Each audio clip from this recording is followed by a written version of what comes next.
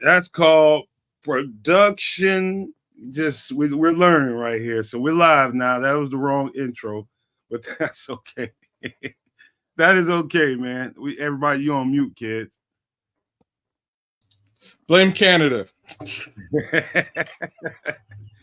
Production woes, man, but we'll get it all straightened out. I mean, it's all good, man. You know, you get a extra Nomad at night intro, man. But this is Nomad Live, all Bears all the time. Welcome to the show in conjunction with Sports Zone Chicago and my man, the Superback, Sean Sierra. Yeah. Hey, before we get going, man, I hope everybody had a pretty good damn holiday weekend, Memorial Day. I hope you overdosed on barbecue, did everything you wanted to do, drank too much, did all that stuff. But really quick, man, before we get going, I want to intro this show in the right way because we're going to get to this subject a little bit later on down the line at the end of the show. Not towards the end of the show, but towards the middle. But this is the first time in Bears history, in my recollection, in my lifetime, never ever heard of the possibility of 3 receivers that have the possibility of, that could possibly reach 1,000 yards. Never before in my lifetime that conversation was even relevant, worth the conversation. You wouldn't even be pondering a thought like that in my lifetime. 3 receivers with the possibility of getting to 1,000 yards, never before in my lifetime. So the fact that we're sitting here talking about it right now as we speak is I think it's a feat. I think it's a testament to Ryan Poles and the job he's done thus far to put this team together. It's just tripped out that we're sitting here talking. It's surreal to me that we're even having this as a logical, realistic conversation. But before I get carried away with that whole conversation, let's get into some shout outs and some pleasantries, kids. You're on mute. And you know, I'll holler at some people in the chat and let's get ready to do this thing. What up, y'all? Good old Wednesday. Everybody, hopefully everybody's feeling well, feeling good. I'm here with my guys, Superback, Bishop, Nomad, Brian in the back holding it down. Give a little bit of love to the No Maniacs in the chat. I got Mick Fact out there. Number 1 No Maniac Plank in the building. DJ Breeze, what's up, my brother? AC Adam, Black Rain, Black Diamond. Hey, Petty, how you doing, Petty? Crimson. Hopefully all is well, Crimson. Give you a little bit of love there. Who else we got in the chat? King Book of World, as per normal. Evie Bear Down Davis. How you doing, Evie? Thanks for joining us. Florida Bears fan. God love the Bears fans worldwide. It's awesome to see folks from different regions coming through, just like yours truly. All that being said, throw it down to my guy, the Superback, so we can get this baby cracking. Superback, how you doing, bro? I'm doing well, man. Sports owners and No Maniacs unite. I hope you guys enjoyed a wonderful weekend with family, friends, loved ones, and also remembering the reason for the weekend, all right? The heroes who provide us the freedoms that we have, okay, and gave the ultimate sacrifice. Make sure you guys follow Sports Zone Chicago's YouTube page. That'd be appreciated. It's free, so we're not charging. Just please look at and subscribe. And if you don't watch one episode, just please, I'm asking for a subscription. It'll be very, very helpful. Looking forward to talking football, man. It's been I have been off since Friday, so that's 5 days: Saturday, Sunday, Monday, Tuesday, Wednesday. Yeah, 5 days. It's been crazy. So I'm looking forward to getting at it. A lot of talk, and man, I'm a little excited. Bishop. Good afternoon, everybody. Good afternoon. No Maniacs and Sports Zoners. How you guys doing this afternoon? We're back live and in effect with my guys today. Really quickly, I want to just give shout outs to my number 1 girl, Sharita, aka Rita, my sister Felicia, my boy Stuart, and my niece Sophie out in Florida, my boy V-Dub out there in the D on that truck. Be safe out there, my brother. Looky here, y'all. We getting ready to talk some Bears football, and it's about to be fun. And I'm going to pass it to Nomad, but before I do that, you know what I got to do? Chi-Town, West Side, South Side, all of Chi-Town. Stand up. Nomad, to you, my brother. Nah, Northside don't gotta stand up. Heck with them. No love, Sean. No love. Y'all can sit y'all ass down. I agree with that. Sit y'all ass down. No, but real quick, man, how about this, man, before we get into it, man? I know a lot of people got to enjoy their holidays. Me personally, there's a lot of work we had to do, man. A lot of stuff that we had to get checked, boxes we had to get checked for for the network and for the brand. So I had to spend the holiday doing work, which I don't mind. Got to get it done, man. You take care of what you need to do early, and later on, as you start growing and growing, the infrastructure and the placement of everything is all in place, and you can kind of just start cooking. So I just spent the holiday pretty much. I had no barbecue, bro. None. I had no barbecue, but I had some beer. Enjoyed that shit. But that's a whole other subject, bro. How'd you guys enjoy the holiday, man? What y'all do? Good. Well, I didn't really get up to much, man. I kind of avoided the world at best.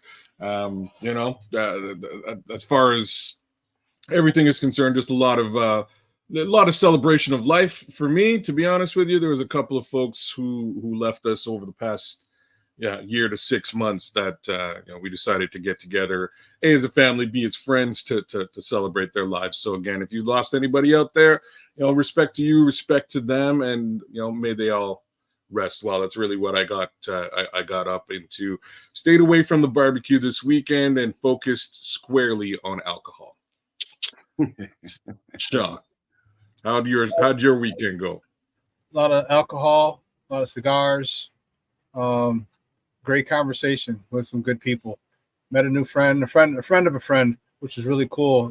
They come in a couple times a year, which is dope. So, it'll be more hanging out when they come to town from Texas. So it was a really good time. Like I said, a new friend was met or made, and I'm telling you, it's good when you have good people around you. When you feel their energy, their energy, and it's good. And it felt like we had known each other for a long time, and that was after meeting them for 10 minutes. The first conversation, first question I asked, boom, the conversation just went all over to a wide variety of places, and those are the people that you can hang with, and and it was good, man. Like I said, a lot of alcohol, a lot of cigars, and it was good. It was good. A lot of family, some family, not a lot, but some family. Bishop? Yeah, same with me, man. I got a chance to really enjoy some cigars, man. My usual on the tequila side, but more importantly, I got a chance to hang out with one of my guys, man. I hadn't seen him in a while, but he had a birthday party over the weekend. He actually be turning 60 tomorrow, but we celebrated his birthday over the weekend, which was great. Got a chance to see some people I hadn't seen in quite a while, which is always good to, put an eye on people, man. And it's just amazing, man, to know how important, man, having good people, like Sean said, having really good people in your life, man, where you can just really resonate and reflect on some things, but let each other know while you're standing there with them, how you feel about them. So it was a great time, man. Then of course on Sunday I threw a little something on the grill, man, for the house here, man, and my aunt came over. Bit of a tough weekend for me as well because just a couple of years back, this was the weekend that we memorialized my cousin, who he and I was more like brothers than cousins. So this is always a rough time for me. He was also a veteran, so just that reflection alone. So I made sure I wore a pair of sneakers of his while I cooked to make me feel like he was there, because he always helped me on the grill. So that made me feel like he was right there with me. So it was a good time though, man. Real good time. But still trying to come out of the funk of him not being around. It's never easy. I feel his presence every day, and especially yesterday was tough for some reason. But either way, we're gonna move on, man. Let's talk some Bears football. Nomad, let's get to it, brother. Before we get all the way into the Bears football, man, I got one more question for you guys. And by the way, I got to learn some pretty awesome technology over the weekend. Over the last couple of days. My guy J2K messing around in the green room with kids, just learning how to do some things. And really quick, let me see here. It's Crimson, you dig? $2 super chat. I know it's difficult, RM, but thank you for what y'all doing. You are welcome, brother. We do it for you guys, and thank you for the super chat. We do it absolutely for you guys. So that's the whole purpose in the first place. But Crimson. Respect, Crimson. Real quick, man, I was just curious. I was going to ask you guys on Nomad at Night, but I thought I forgot to do it. But is anybody, and I'm asking you guys in the chat too, is anybody vacationing this year? And where are you headed? Where are you going? What you going to do? I think it should be. That's an interesting conversation. I know for a fact I will not be able to do a vacation this year. Too many things to do within the network. Too many shows we got to create. I know I won't have a chance to get a vacation this year, but I will live vicariously through you guys. What do you guys got cooking? And everybody in the chat, let me know what you guys got planned this summer. Man, I got nothing planned. Like, it has everything to do with general brokenness. But even when I'm making good money, even when I've got good money in my pocket, I tend not to do the vacation thing. And I don't know why that is. Like, I really need one. And I really should go on one. My son's trying to get me, to be quite frank with you guys, my son's trying to goad me into going to Jamaica on a trip for some reason. That's horrible, bro, because it'd be sun and drinks and beautiful women. So yeah, that's horrible. Don't.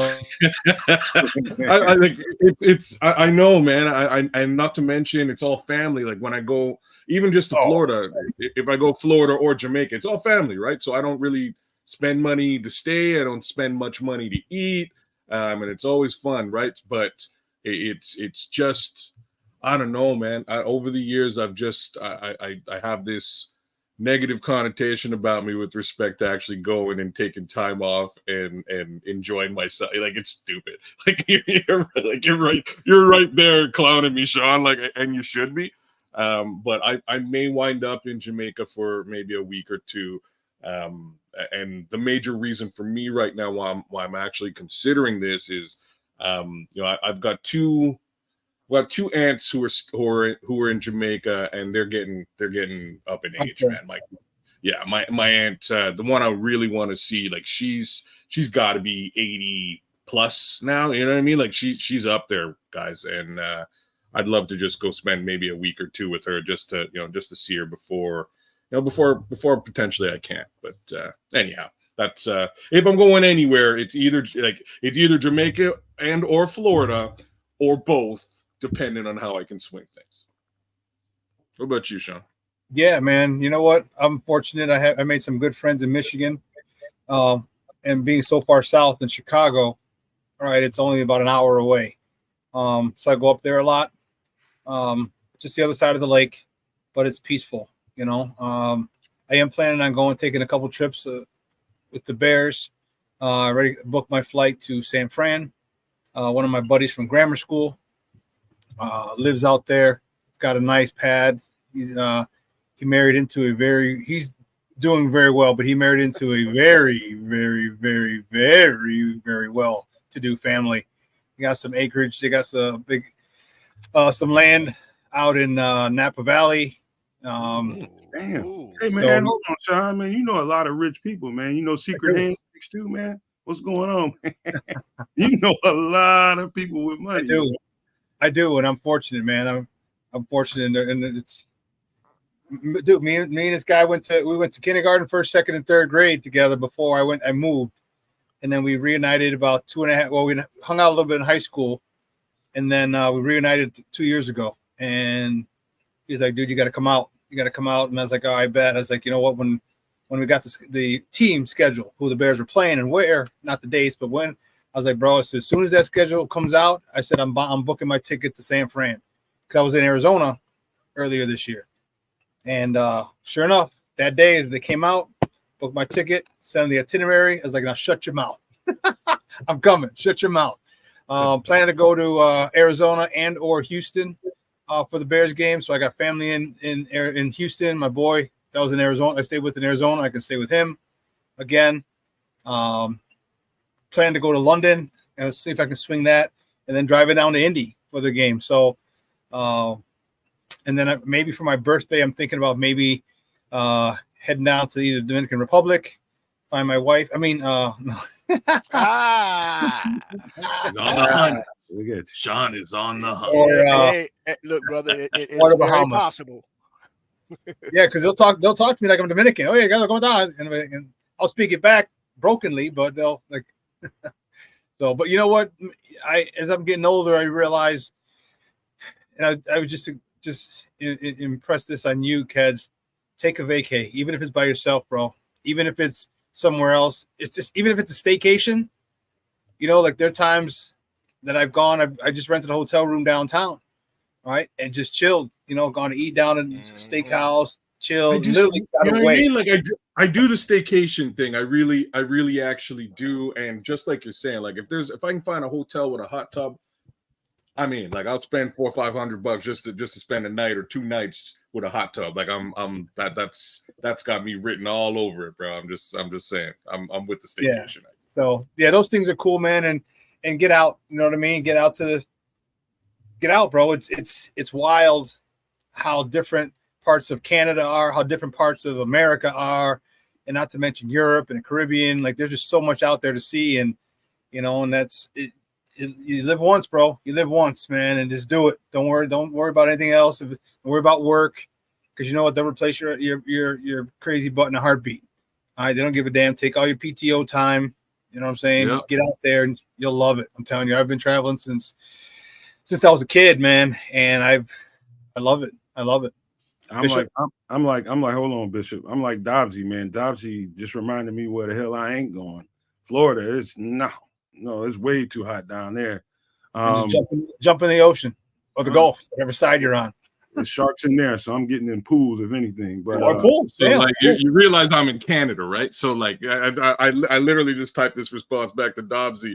Like I will take Florida heat over Canadian winter every time, twice on Sunday. I'm just saying, you know what I mean? AC, no AC. It was so funny, man.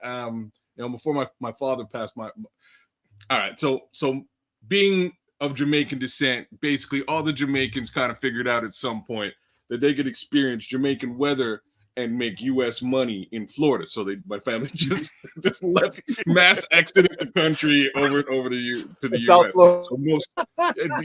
So most of my family's in Florida doing the darn thing. So I go up there. I'm staying with my dad, and this brother refuses refuses to use the AC. If the AC is on for, I don't know what it is. It must have just been his age. I don't know what, or it's the money associated with it. I don't know. He's that kind of guy. That's usually what it is. I think it was the money.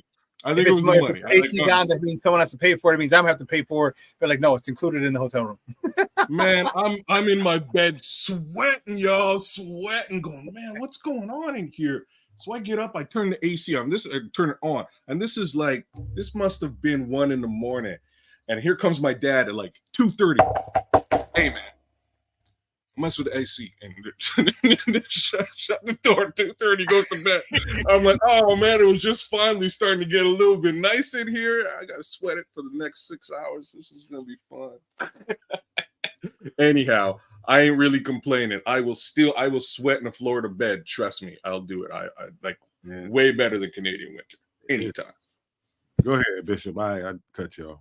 Oh, it's all good, man. No, yeah, I got some places on the horizon. Of course, I'll be back there, possibly back in Chicago, possibly in August.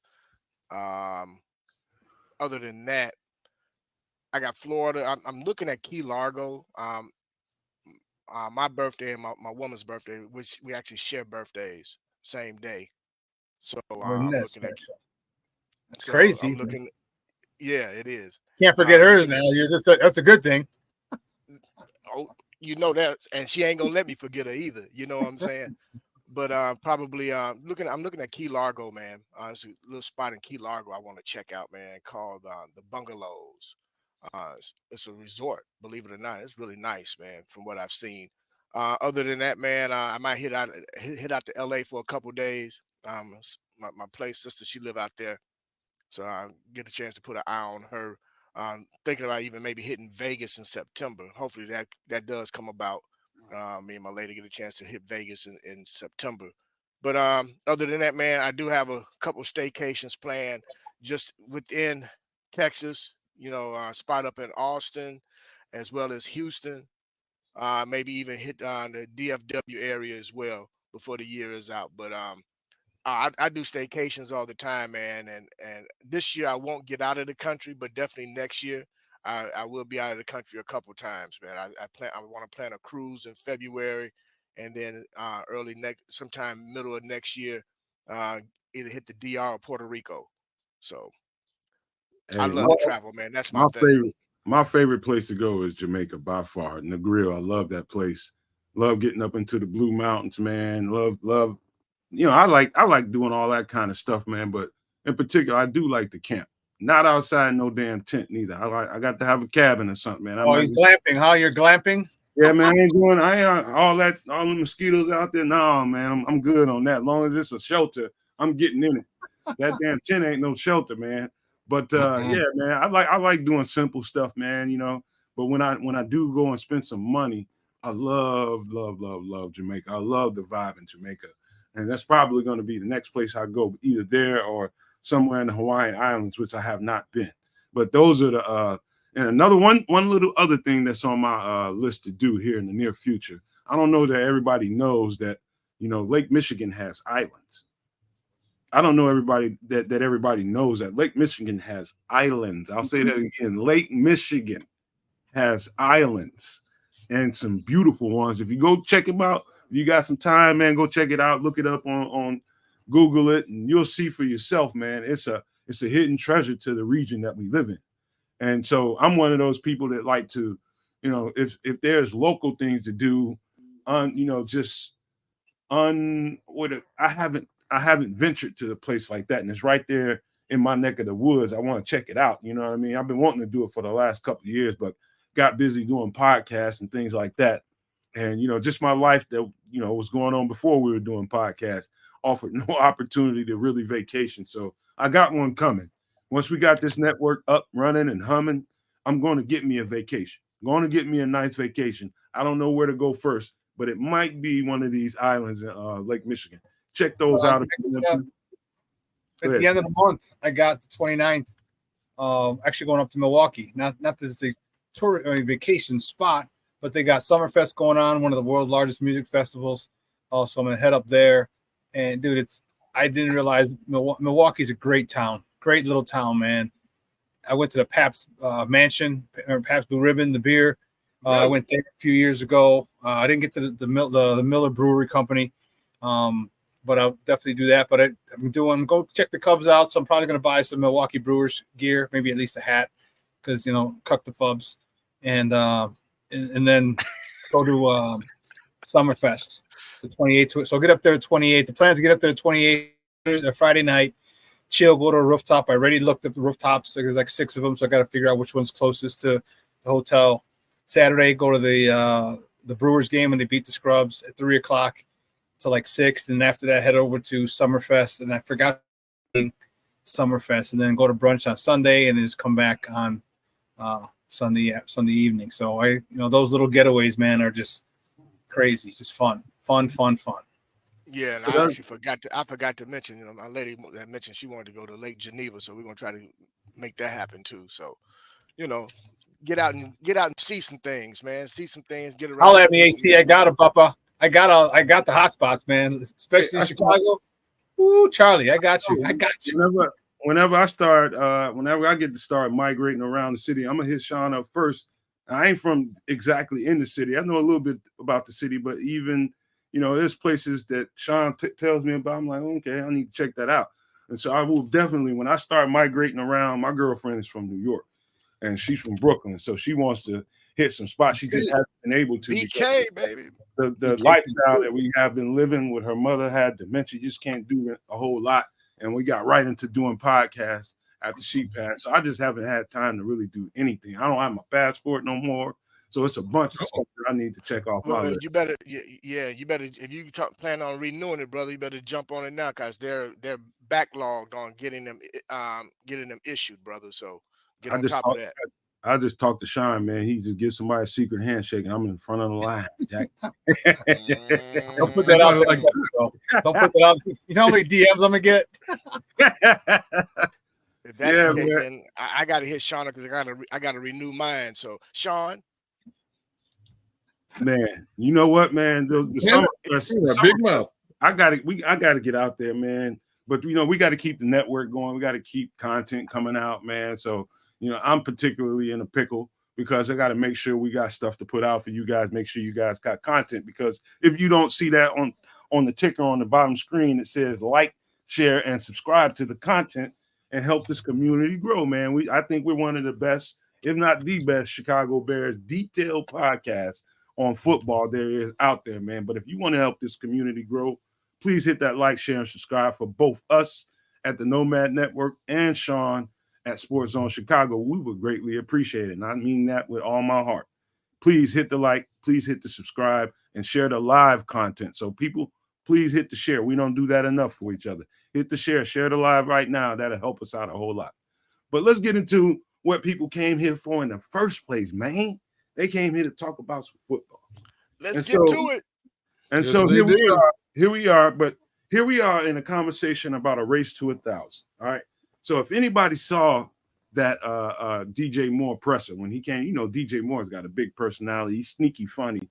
And he was talking about, who's going to be the first to 1,000, and they had a little wager going on, right? And so immediately when he said it, I don't remember what dollar amount he had attached to it. One of y'all might. No, that dollar amount wasn't the bet. No, yeah, it was. Yeah, it was. It was a dollar amount attached to it. He said $200,000, and that was about him going to practice, going to OTAs. I'm not sure if there's really a dollar amount on that bet though. Oh, it's a dollar amount. It's a dollar. Huh? People with money they don't make bets like that and don't put a dollar attached to it. But Sean, I just what came to my mind immediately, I'm like, okay, that might be a little sketchy right there. Can they do that? Right. And so my first thought was to go and see what I can find. And here's what I found. Something on CBS. I'm going to share my screen right quick. You guys just hold on for a second. I'll share my screen. I'm going to show you what I found. So we're going to put it on full screen because if I don't, it'll be in small writing. You won't be able to see it. So we're going to just go full screen here. Can you guys see that? Yep. Yeah. All right. So basically, this is just a whole bunch of breakdown. The rules slightly more confusing. NFL players are allowed to bet on other sports, but other league personnel are not allowed to bet on other sports. League personnel can only partake in non-sports gambling, and they have to do it on their own personal time. NFL personnel also aren't allowed to visit any sports books while in the NFL season. And here's the part that right here, you see this no gambling in the workplace that stuck out to me because it sounded like a personal bet between teammates, and they call it a prop bet. I think that's the definition of it in in gambling terms. Yeah. And so what it says is no gambling in the workplace. Number 3. This is the rule that Williams allegedly broke. They're talking about Jameson Williams. The Lions, yeah. Right. And here's the rule from the league. NFL personnel shall not engage in any form of gambling in any club or league facility or venue, e.g. practice facility, stadium, team hotel, draft, or other league or club event, or any league or club charter or other transport, while traveling on club or league business, or while making an endorsement or promotional appearance. So I'm gonna get this off the screen for a second. We'll stop right there. Hold on. So what came to your mind, kids, when because a prop bet is basically it's short term for a proposition bet. So if I said, kids, me and you are running backs, we're in the locker room, right? And I said, all right, man, I guarantee you I'll get more carries than you today, right? All right, you say right back to me, I bet you don't. All right, well, how much you want to put on it? I'll put $1,000 on it right now. I'll get more carries than you today. Does that violate the rules per what you just heard me explain? Yes. Yeah. Okay. It does immediately. So if you had called me on the phone and neither one of us were in the locker room, that's a much more viable situation. If we're having a conversation in the locker room that is actually controlled by the NFL in this scenario, yeah, we would fall into that directly into that no gambling in the workplace case scenario, right? So that's where things get sticky, and that's why I know DJ Moore didn't say no numbers. You know what I mean? The numbers he was talking about when he was talking was strictly that bonus that they get for going to OTAs. He was like, there's $200,000 on the line, so like I'm in the building. But just to to save face. You know what I mean? To save face. In that case, he wasn't going to say, "Yeah, we have $1,000 on it" or something like that. They probably have a gentleman's bet, and again, where that bet was, put together is another thing. To touch on the Jameson Williams case scenario, I believe that he placed a bet while on his phone while he was in the locker room on a completely separate football game. I believe that's how that worked. Yep.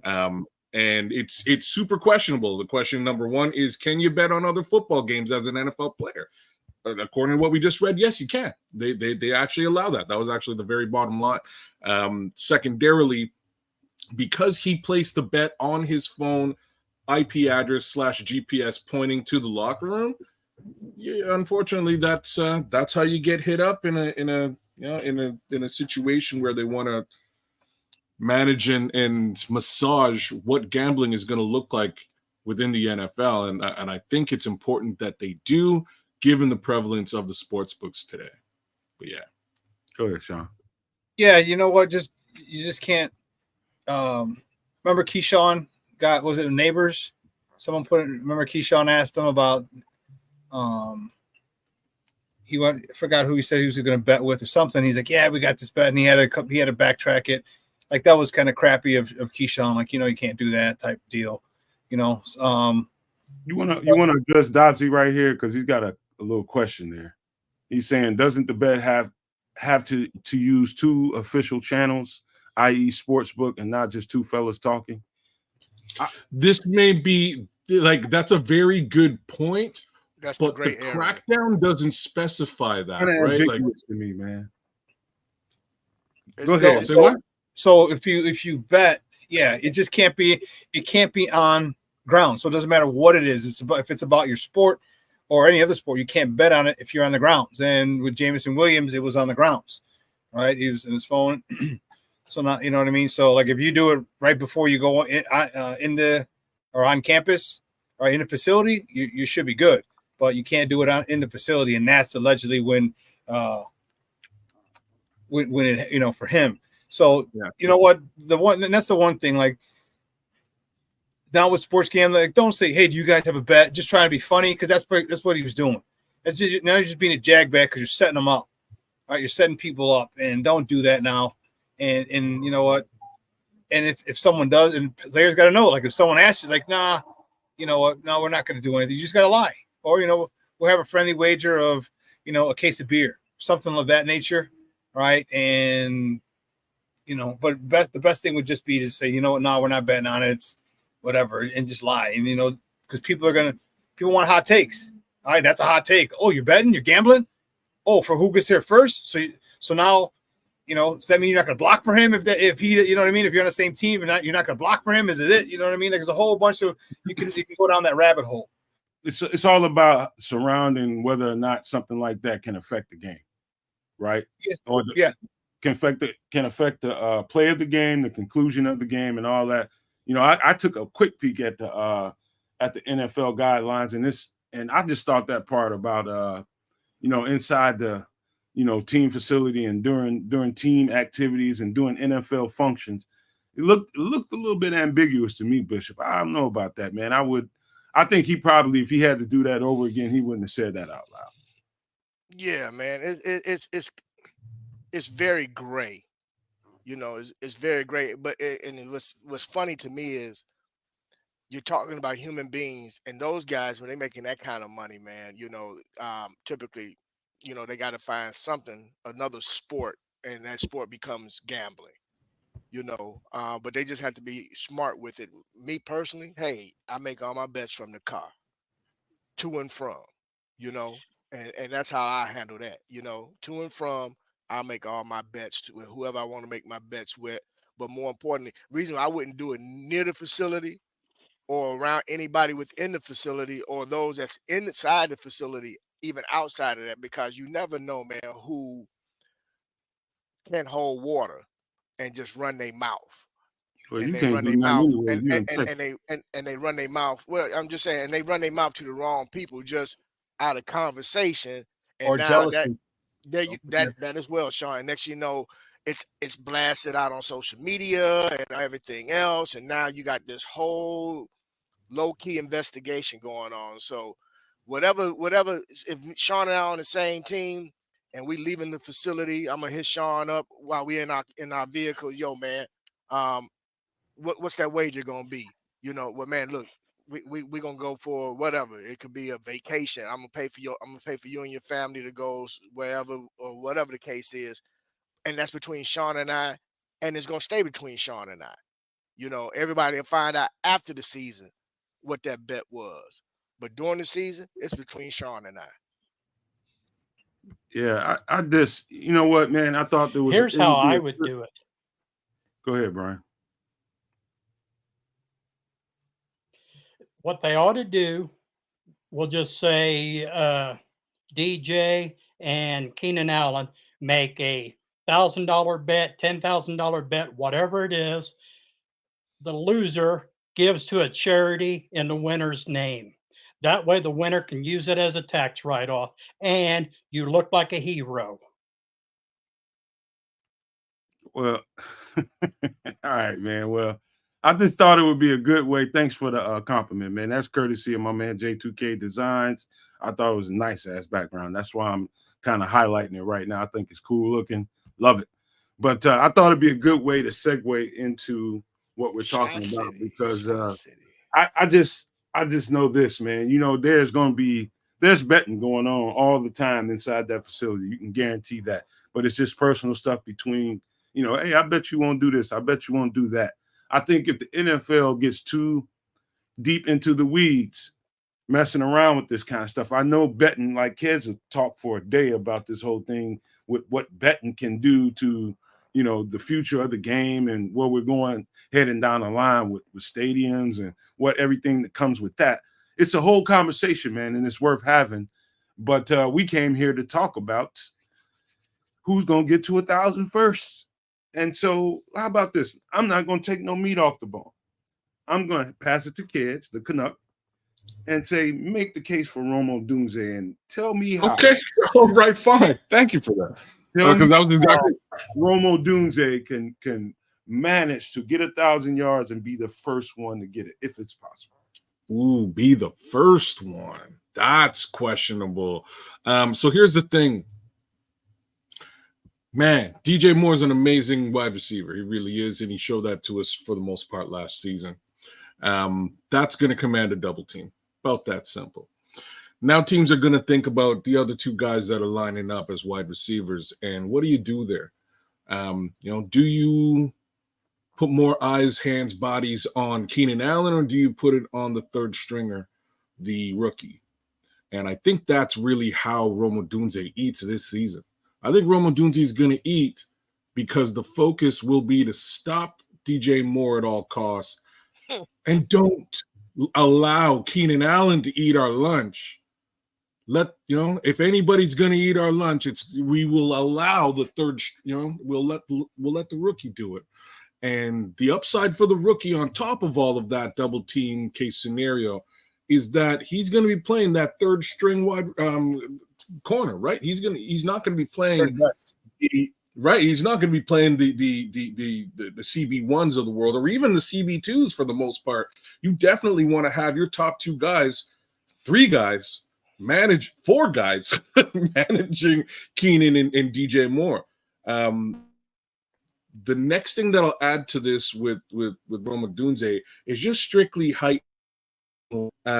His ability to go up in 50-50, I can't wait to really see it in reception, with Caleb Williams, because I think that's going to go a long way. Your third string cornerback is probably not 6'3", right? He's probably not got that kind of length by way of arms. He probably also doesn't have that kind of vertical by way of jump.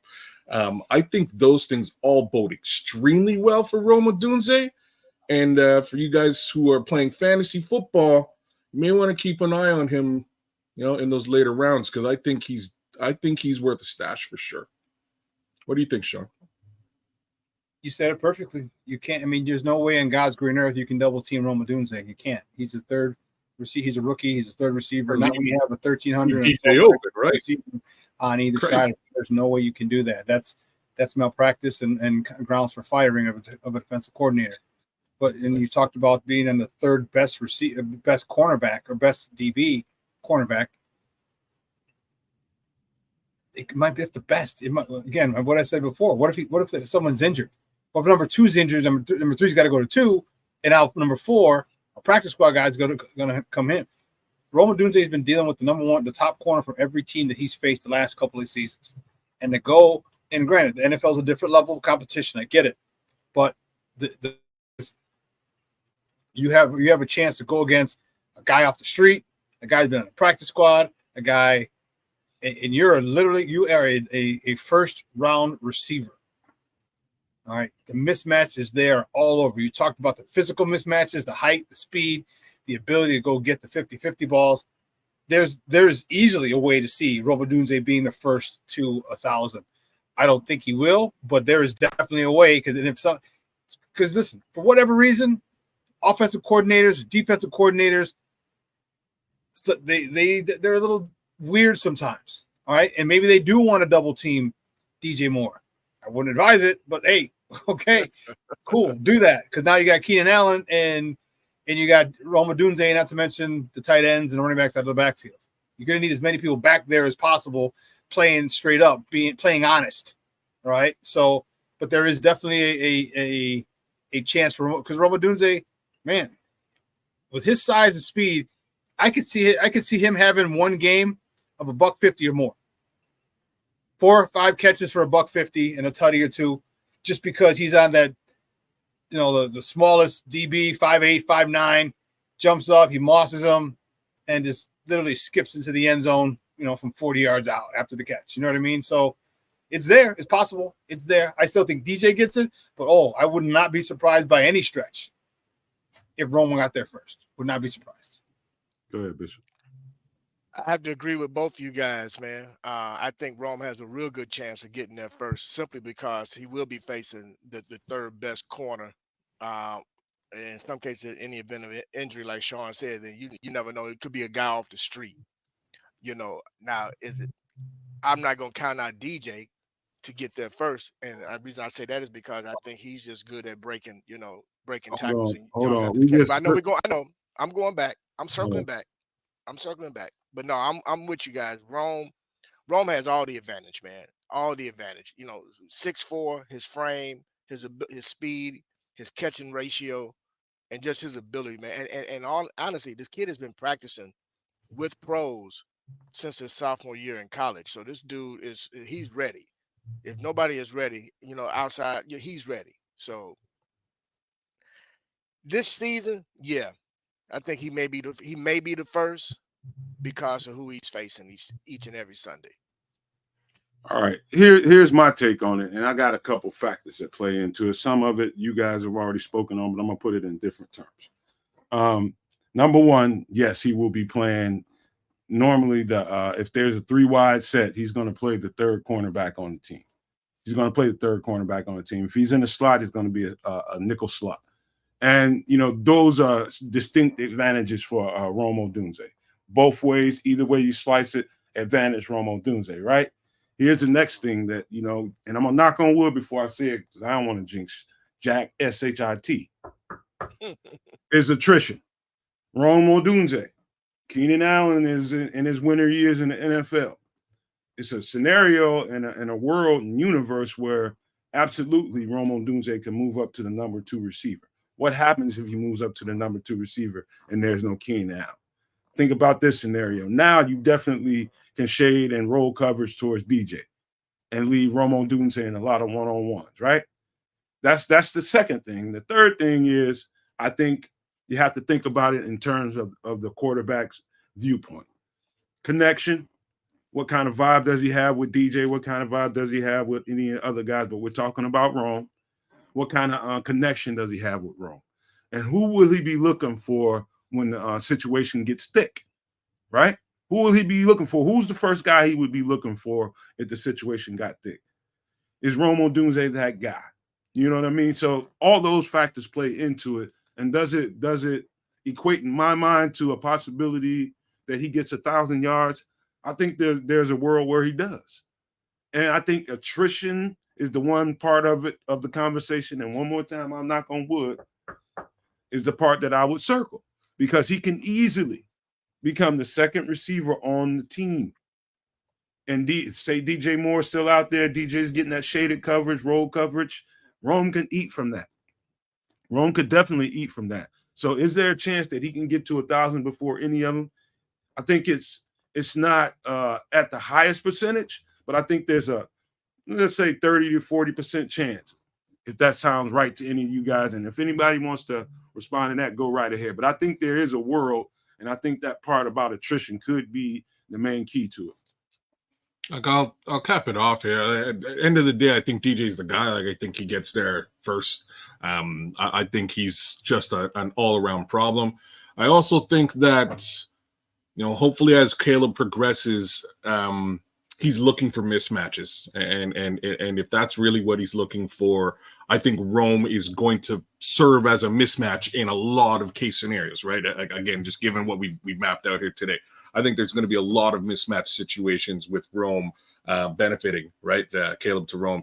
So that being said, I think that there is an opportunity for Rome to do it, but I'll be completely frank here. I would not put money against DJ Moore on this one. I think DJ Moore is that good, and I think he's going to prove how good he is once more. We're talking about Rome. We're talking about Rome, baby. We're talking about Rome. I'm done. We will get to DJ. Anybody else on that subject? Jump right on in if you want. All right. No, but move on.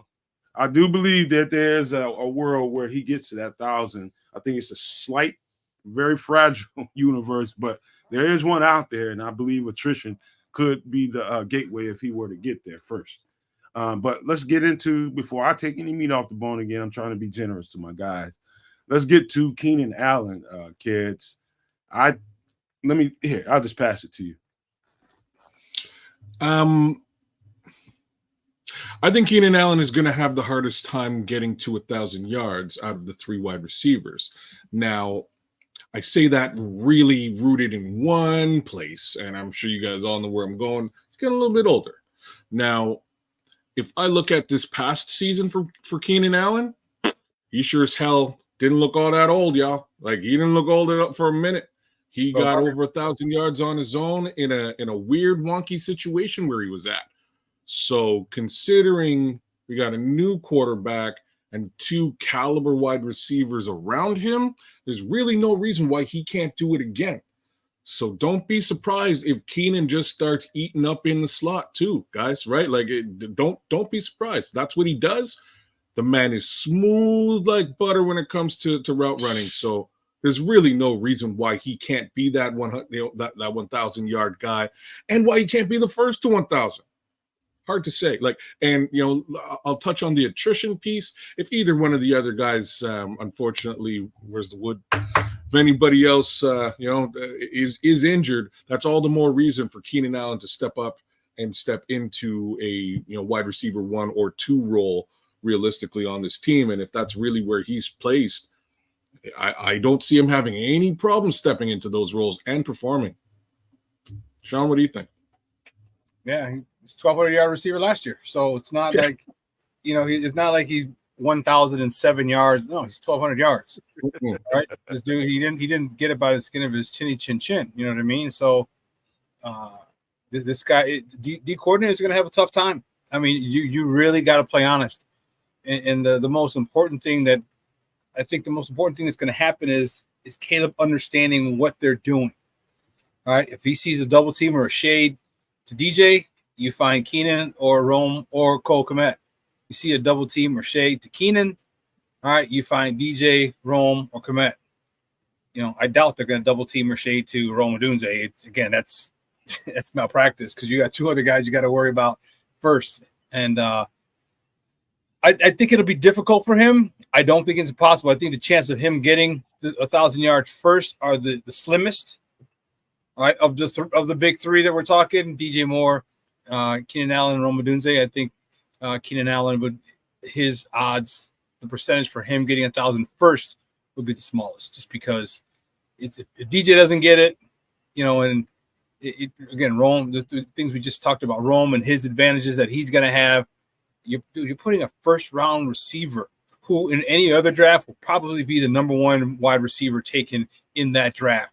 And you're putting him up against the third best, at best, cornerback on an opposing team, and most likely one-on-one help. I mean, one-on-one coverage, because you can't double team him, you can't shade over him, because that leaves Cole Kmet open in the middle. I mean, all the different things that it does. So he's going to be dealing with a lot of one-on-one coverages.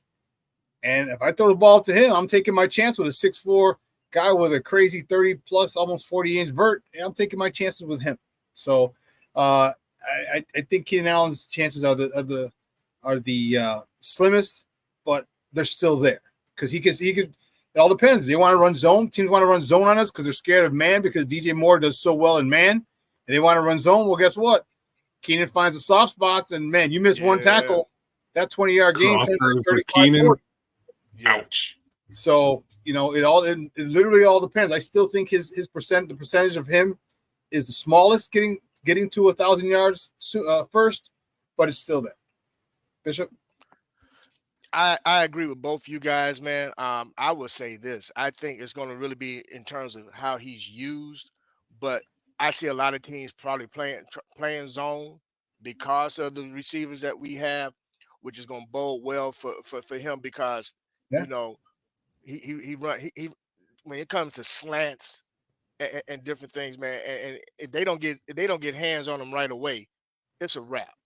And he is one of the most savviest in terms of getting separation, and the way he runs his routes, man, he's just so smooth. Super smooth. I mean, he may not be the first one to get there, but I wouldn't count him out either, because I think he's going to probably be the initial safety valve for Caleb. Yeah. Very good.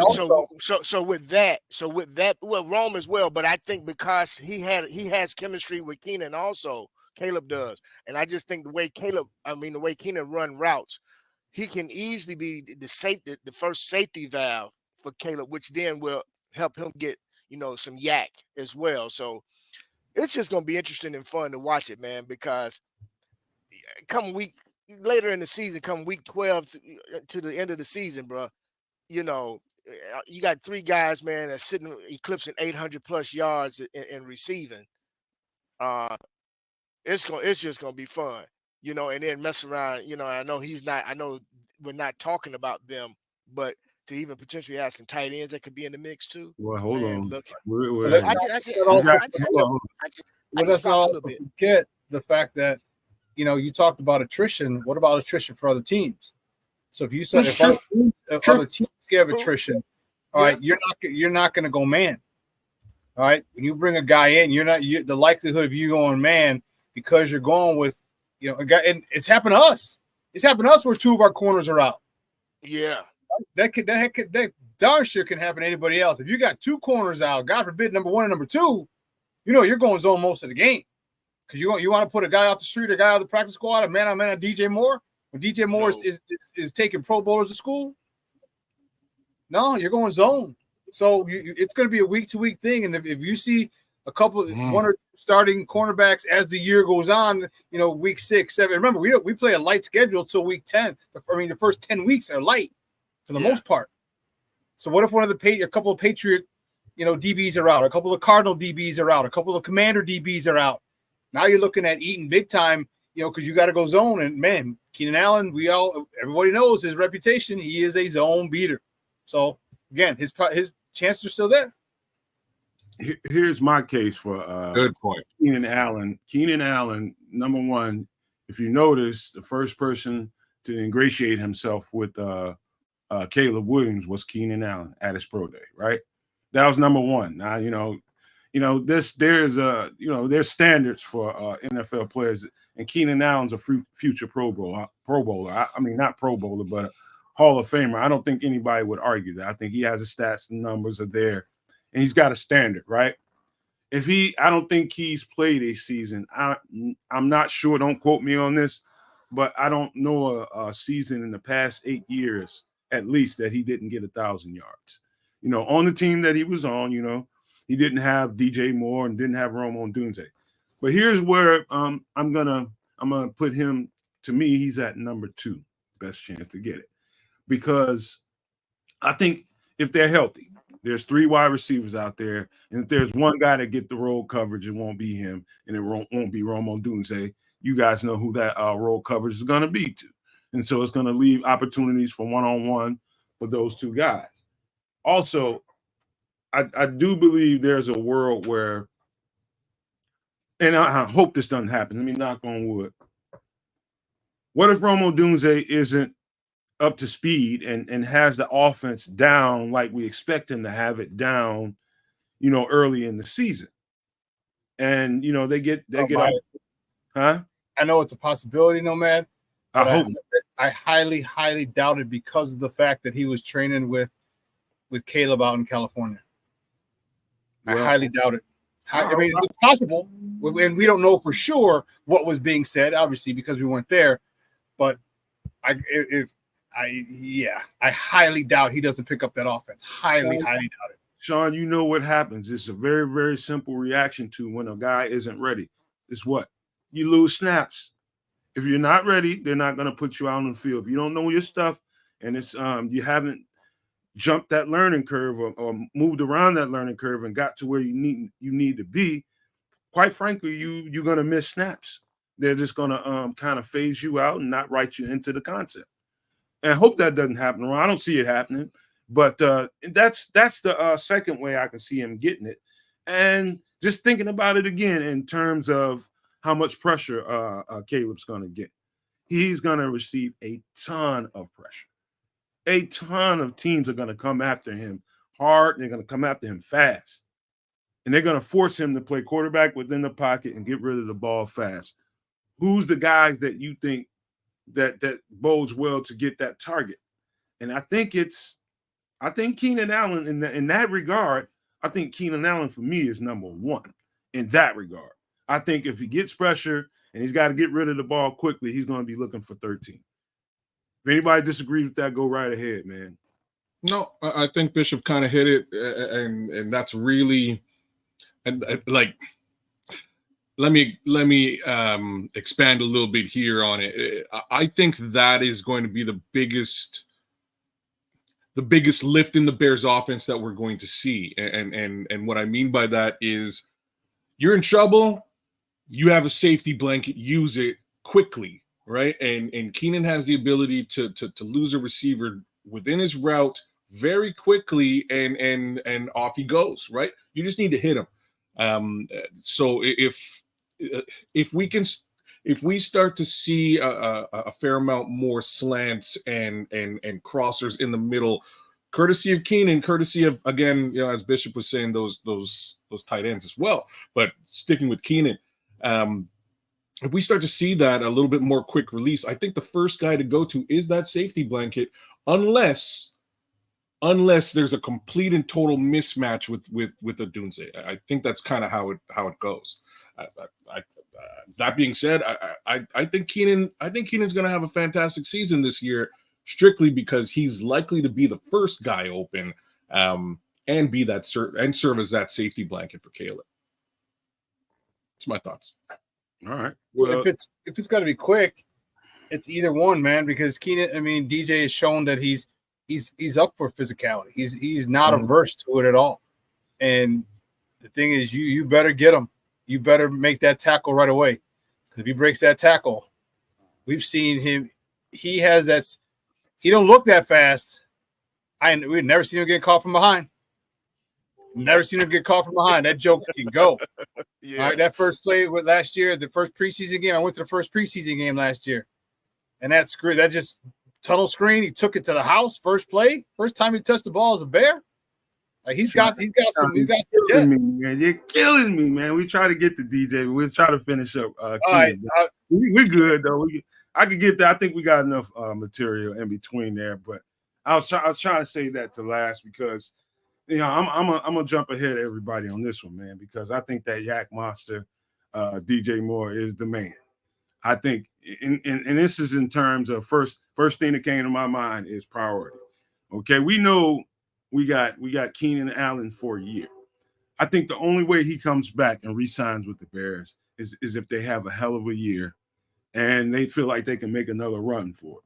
Let's just say they got to the second round of the playoffs, got bumped out. And Keenan Allen goes back to the contract table with that in mind, thinking about the team they have built around this kid, and feels like, okay, you know what? I was going to try free agency. Let me go and see if I can get this ring with these guys. I think that's the only way you get Keenan Allen back for one more year. And attrition has a lot to do with that too. And so, however, I do think that because of the contract and because we know we need to sign DJ Moore back, I think he's got to be the first read in most plays. I think you've got to go after DJ Moore as many times early and often. If he doesn't have roll coverage over top of him or flat out double team on him pre-snap, I think you go right to, I think he's the primary target. And I'm giving him the leg up. I'll stop right there before I take all the meat off. But he's my guy for the first to 1,000. I am in full 100% agreement with you there. But before I expand on it, let's give a little love. The best Chicago Bears content anywhere. Catch Nomad live pregame 1 hour prior to kickoff, and Nomad at night postgame, and every Friday evening at 7 p.m. Central on all the most popular streaming platforms, and only on the Nomad Network. Hit the like, hit the share, hit the subscribe on both networks, both the Nomad Network and both Sports Zone Chicago. We would greatly appreciate it. We need your help in building both these communities. With that being said, kids, I hope you didn't mess up your own flow by that. We're going to play that later, but go ahead. Let's talk about I may have, but I think we're talking about DJ Moore and how awesome he is. To be honest with you, I have very little aversion to him being that number one guy. Like, he's going to be the number one guy. They're going to look to him to feed that rock to him, and I think that bodes well across the board, right? I think he is that guy and should serve that way for us moving forward. You did bring Keenan into the conversation by way of contract a little bit. Yeah, I'm not so sure if Keenan. I personally, I feel like Keenan is a 1-year rental. I don't know about the rest of you guys, but that's my feeling there. And I think the dollars and cents with respect to that is just going to wind up in DJ Moore's pocket next season, and we'll probably wind up, back at the well looking for another wide receiver to fill that slot position. But while we have him, let's make defenses pay. That's really where I am at this point. I think DJ has no problems burning folks left, right, and center, crossers. There's no real route that I haven't seen him excel at. After the catch, Yak excels. Man, I'm so with this offense this season, guys. I'm just ready for it to start anytime now. Like any time would be great. Like let's go. Let's see these guys in action, because it was interesting just sort of looking at what Don Burr was throwing into the chat by way of what the Detroit Lions have done to thwart this. And it's an interesting thing that they get some interesting stuff that they've done with their secondary. They've got some decent pieces, but I don't know if they're going to be able to match up with with that entire offense. Like I don't know. I don't know how they match up, man. But I can't wait to see it. Well, this is a DJ Moore conversation. Bump Don right now. We'll talk about him later on. I'll slap him around later, but we're talking about DJ and his chances to get to 1,000 first. Go ahead, Sean. Yeah, DJ's the man. All right, you saw him in Washington. I mean, they didn't know what to do with him in Washington, right? They're facing him again. All right, he burned them, right? In zone, cover 2, that touchdown in the corner. He burned him, and I don't know if that was man or zone. I don't remember, where the DB jumped the route, missed it. DJ literally high stepped, and he could have skipped into the end zone. He could have moonwalked into the end zone from 45, 50 yards out. There was nobody there, because it had to be man free. I mean, cover 0 had to be cover 0, because there was nobody came over at all. Once he got past that dude, he was looking. He was Deion Sanders in the ball. So there was nobody there. It had to be cover zero. So DJ's a man, dude. He'll get you in zone. He'll get you in man. You know, he'll destroy you. Sweep on you, bro. Like it doesn't make any difference. And then he's got those big thighs, dude. Like don't try and just hit him and expect him to go over. He bounces off mugs, man. And that's the beautiful thing about it, is that he's not a punk. He's not a very skinny, fragile receiver who'll go down or you can just pick up and throw. You know, he's a dog, man. So I said he has the great, in my opinion, he has the biggest percentage, or the highest percentage of getting 1,000 yards first. I say like 35-40%. Can I ask you a question? Well, I'll ask everybody this question. You guys on the panel and you guys in the chat. Would anybody disagree if you heard me say the minute DJ touches the ball and gets the ball in his hand, he becomes the best running back on the team? Think about what I just said. When he touches the ball, he turns into a running back.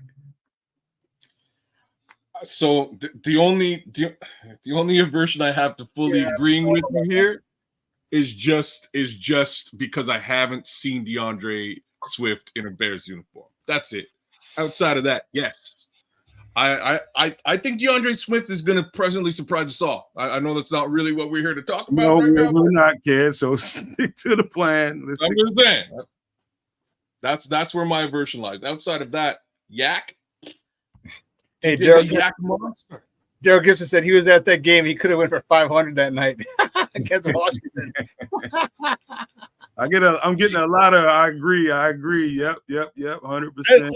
What do you mean running back? So immediately when he gets the ball, he's no longer a receiver. Now he's a running back. He's just like a running back. Yeah, he's a ball carrier. Yep. And so once he touches the ball, he's more talented than any running back we have on the team, is what I'm trying to allude to. Okay, I would say the best ball carrier on the team. Okay. Because once Cole Kmet gets it, he's a ball carrier. Once Keenan Allen gets it, he's a ball carrier. Right.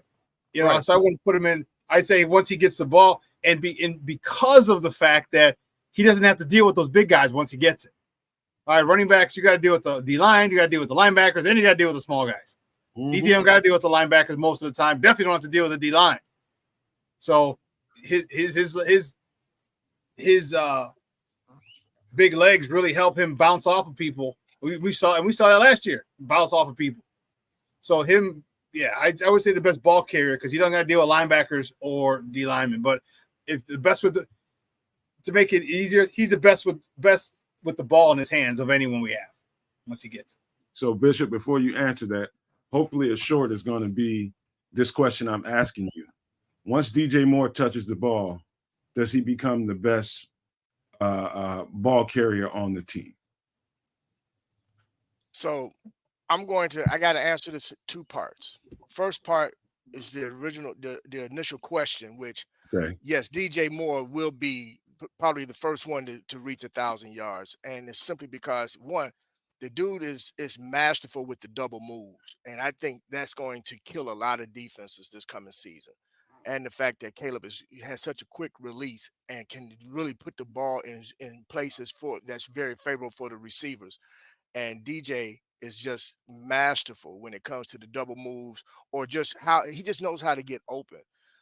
With regard to him being the best ball carrier because of his physical build, absolutely, because there's not too many safeties or corners that's going to be able to really tackle him one-on-one, man. The dude is just he's built like a running back, but he's a receiver. You know, so because of his physical build and especially his lower half of his body, absolutely.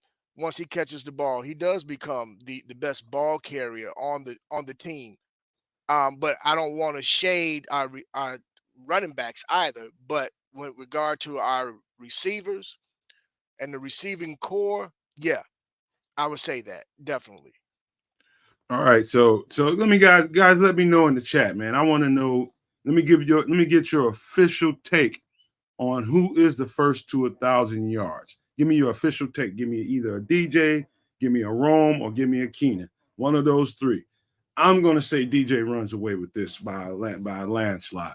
I think by a large landslide, and that's that's my take. I think it's going to be DJ, and I think that Yak Monster is going to get to 1,000 yards real quick with that quick release of Caleb Williams, catch him in short areas, and boom. Next thing you know, he's at a 60-yard game in the first half, and, the game hadn't even started yet. You know what I mean? But I think that's going to be huge. Caleb Williams is quick release, like the Bishop said, and DJ's ability to be elusive and be a ball carrier after he touches the ball. But I'm running with DJ, hands down, is going to be the first to 1,000. Anybody else want to give a take on that before I switch subjects? Well, I'll speak to it, but it's the same as you, bro. I'm full agreement with you, 100 billion %. DJ's he's that guy. He is, and it'll take a lot to prove differently, right? Like that's really, really what I'm trying to say. Does Rome Odunze have a lot of the same capabilities? His run after the catch capability is extremely nice, guys. Like it's really nice. He's got those big, thick thighs, like Sean was sort of mentioning about DJ too. I've watched him bounce off of guys right as well. I'm just saying it's a situation where he could also become that ball carrier too, right? Like I think he could, but all in all, DJ Moore's your guy. Like if I wouldn't put it past DJ to get 1,000 early. I also wouldn't put it past DJ for getting 1,200 this season or more. Here's Derek Carter. The first reason I think everybody went DJ, but here's the first guy that makes some sense into why he couldn't get it, because he'll see a lot of coverages roll his way. That's a good point, man. But we talked about it. Well, he's the first person in the chat I've seen do it. Oh, okay. Well, to answer your question, DJ Bishop. Short, sweet, and simple. My money's on DJ. Right. My money is on DJ. That's my DJ. Go DJ. My money is on DJ, and I got a text from my man Stewart out in Florida. He said his money's on DJ. Okay, so my money's on DJ. We ain't betting no money, man. I think the commissioner is on my. Look, bro, we ain't in the facility. I mean, I know my. So see, this is a virtual facility. It's an actual facility. Absolutely. So my money is on DJ. I don't want no Raj sending me. I don't want no Raj putting no mail in my mailbox, man. I ain't had nothing to do with this, man. This is hey, Raj, I'm gonna tear it up, bro. You send it my way, I'm tearing it up. Well, he went straight to the commissioner. All right, how about this, man? Because Keith could not contain himself, but we practicing on trying to create some shorts during the show. I understand the enthusiasm. What I do now? Hold on. Because you're going to like where I'm going right now. I'm finna feed you. Is there a possibility I'm hungry too. that other players on the team, because there's going to be a tight end friendly offense. It's going to be most West Coast offenses are tight end friendly. So is there a world or universe where anybody outside of those three receivers get to 1,000 yards first, and who? We'll start with you, man. And you're on mute. No, yeah. Man, I don't think either one of these receivers reach 1,000 yards. I'll be sorry, the tight ends. I'm going to tell you why though. I actually expect both of them to reach between 600 and 800 yards each. I think together they're going to account for in and around 1,500 yards of offense for us. That's my thoughts on this. Gerald Everett is a great receiving tight end. He's actually really good at it. We know what Cole Kmet is, and he's basically 700 yards a season, if not a little bit more than that, right? So add another 700 to that, and I'm happy. But I don't think either one of those guys reaches 1,000. Superback, what do you think, brother? Nope, a wide receiver, Bishop. Neither one, but both will equate to well over 1,500 yards. I think both those guys are probably. Cole Kmet is easy 750 every season, and he didn't even have decent play calling. So now that he's gonna have some decent play calling, he should easily eat. I have Cole Kmet eclipsing well over 800 yards this season, and I actually had Everett around that 750 yard mark as a tight end as well. So, but neither one of those guys will reach 1,000. It's definitely the receivers, but the tight ends are definitely going to eat in this offense, man. And this is going to be exciting, man. When have we ever talked about a receiving core and tight ends, man, where we're talking about 1,000-yard catches? Race to 1,000. Yes. Well, one thing I'm Man. gonna want to add this to it, man. This is a very, very minute, a fraction of the dynamic. But there's a world, because I think DeAndre Swift ended up with 750, 800 yards last year. And he's a yak monster once he touches the ball. He touches the ball. He's very, very elusive. And I can 700 or 800 receiving, sir? Something in the neighborhood. Yeah. I might be a little bit wrong, but okay. No, I think you're right. Yeah. But he's a yak monster as well. So I just wanted to make sure we got those names and those positions into the conversation, because you can't rule any of them out. You know what I mean? Go ahead, Bishop. I just want to say this, man, and this is topic for another show. You have many that's been whining and crying for a 4,000-yard passing career or for a quarterback. It's very possible that the Bears quarterback not only pass for 4,000 yards, he may even get close to 5,000 yards this season. I'm just going to put that out there. Well, I think if I had to give a slight edge to another player outside of those three receivers, I might be willing to go. You might catch me trying to do something about DeAndre Swift, man, because I think you got to think about it this way, guys. When you got a rookie quarterback, safety valve, that running back is going to be his best friend, dumping it safety off, valve. dropping it off, in short areas, quick release. He's feeling pressure, not sure about what coverage he's looking at, and what do you do? Okay, if you're not sure, you find your release valve, and that's going to be DeAndre Swift a lot of the time. And so, how quickly can he amass 1,000 yards given that situation? I think rather quickly, because of the pressure that Caleb Williams is going to be dealing with in his rookie season. And so, I'm giving DeAndre Swift an outside chance of getting to that 1,000. Does he get there quicker than DJ Rome or Keenan? It's a good question, man, but I don't think you can rule him out. Anybody want to go there? Yeah, I will. I'll go there. Yeah. So I'm looking at stats. Johnson, I'm putting a sticky on the wall right now. That's Sean and kids just ruling what's his name out? DeAndre. Hey, Swift. I was the guy who was bigging him up a minute ago, but if we're talking about 1,000 yards receiving, DeAndre Swift has never been anywhere near that by way of reception. So 452 yards is his most. Thank you. Right. So 452 is the most he's done. But let's just be real. He's had some really nice seasons receiving. 452, 357, 389. Those are pretty solid seasons for a running back when it comes to receiving. But 1,000, yeah. Now we're talking about now we're outside of the the realm of possibility to me. But I do expect him to get 1,000 yards on the ground. So if we're including that, I don't know. He's done that. When's the last time we had a 1,000-yard rusher? Probably last season. No, probably. Did Justin make 1,000? I think Justin might have made 1,000. But Justin, 2 years ago. Probably number 32. Montgomery? Yeah, probably David. Definitely Montgomery has made 1,000 yards, and I don't believe it was his. It wasn't the last season. It would have been the season before. Yeah.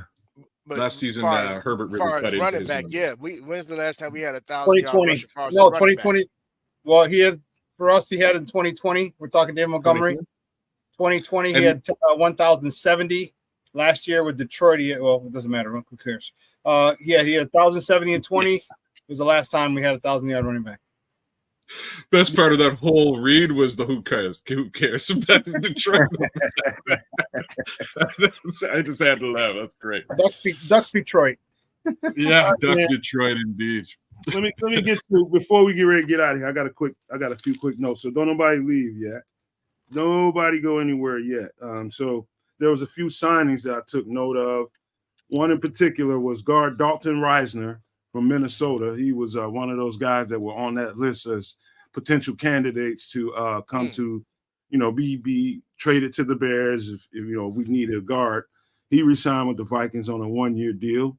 Also, Nico Collins from the Texans signed a 3-year, $72 million deal worth $52 million guaranteed. Holy crud! Got paid, and didn't he earn it though? Did he not earn it, man? It's largely Yes, he did. Yeah, it was. He was. I thought you were asking a question. He played a large part in that playoff run, man. Nico Collins, he came to the table at the right time. He got his money at the right time, and I think he earned it, man. He deserved every bit of that. But he's fantasy the number folks one, out there isn't he? do not. He is. Don't sleep on Nico Collins in 2024 if you're playing fantasy football. I'm just saying it's a little bit of a misnomer considering Tank Dell's amazing. I think he's one of the best wide receivers in the league. That's just me. And they just got Stephon Diggs too. Right. But do not discount Nico Collins. He is that good. Nobody recognized it either. He was a sleeper last year. All right, one more signing that I thought everybody would love to hear about this one. Tariq Cohen signed a 1-year deal with the Jets. Tariq Cohen, former Chicago Bear, signed a 1-year deal. Let me say this, man.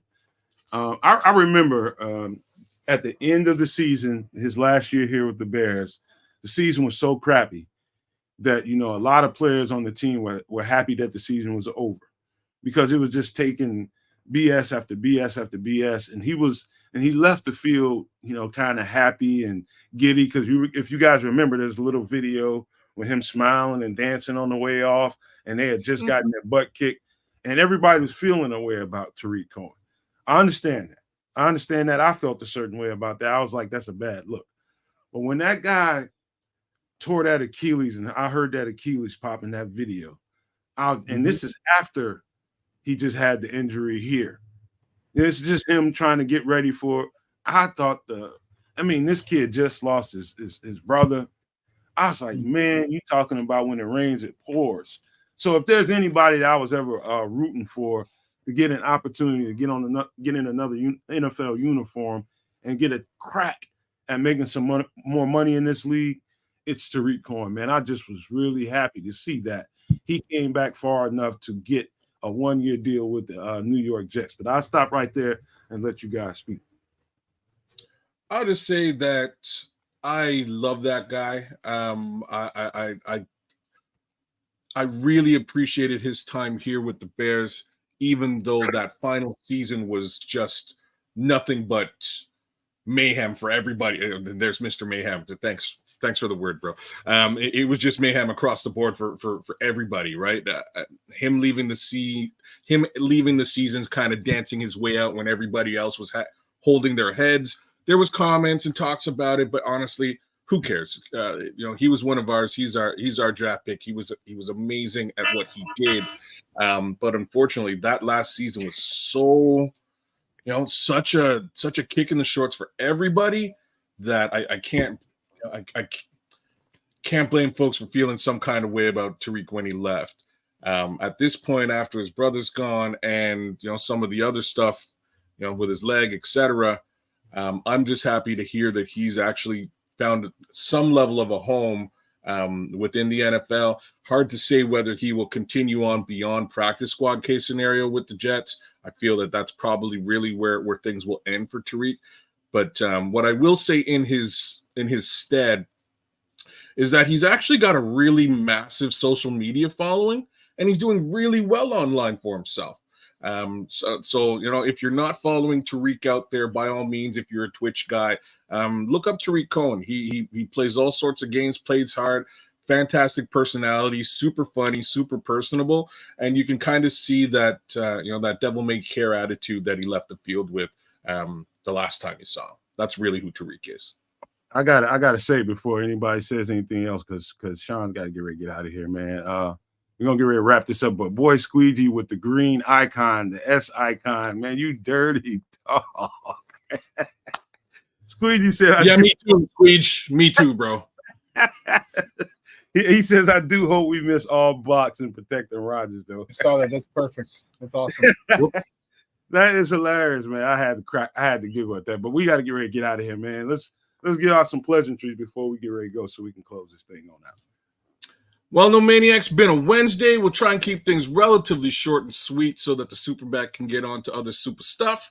Who's out there who I didn't shout out earlier on? Smitty Q, Squeegee, Cornelius Squalls, No Maniac number 2. How you doing, Cornelius?